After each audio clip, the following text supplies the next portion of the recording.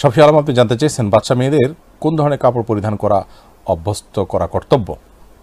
শালীন পোশাক পরাবেন। শালীন পোশাক বলতে আজকাল বাচ্চাদের পোশাকের ক্ষেত্রেও আপনার এমন শর্ট পোশাক আশাক পরানো হয় যে হাতের বাজু দেখা যায়, শরীরের অনেক অংশ দেখা যায়, যেগুলো আস্তে আস্তে আস্তে আস্তে নির্লজ্জতা এবং বেহায়াপনার দিকে তাদেরকে নিয়ে যায়। এবং বেহায়াপনা যে সমস্ত নারীরা করে থাকে তাদের পোশাকের ধরনকে অবলম্বন করে বাচ্চাদের জন্য পোশাক আশাক এগুলো বানানো হয়। অনেক সময় শার্ট প্যান্ট পরানো হয় মেয়েদেরকে, যদিও বাচ্চা মেয়ে টাইট পোশাক পরানো হয়।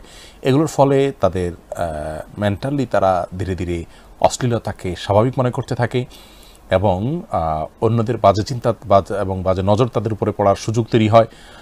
এই জন্য এ ধরনের পোশাক আশাক পরাবেন না। সাধারণত একজন পর্দানসীন মেয়ে যেরকম পোশাক পরেন তার জন্য পর্দা ফরজ নয়, কিন্তু শালীনতার মধ্যে থেকে সেরকম পোশাক আশাক পরানো, যেমন হাতা ফুল হাতা না হোক, একটু হাপাতা থাকা, যতটুকু লম্বা করা যায় ততটুকু করা, ঢিলাঢালা করা, পুরুষের পোশাকের সাদৃশ্য না থাকা, বেপর্দা নারীর সাথে সাদৃশ্য না থাকা, এই বিষয়গুলো খেয়াল করতে হবে।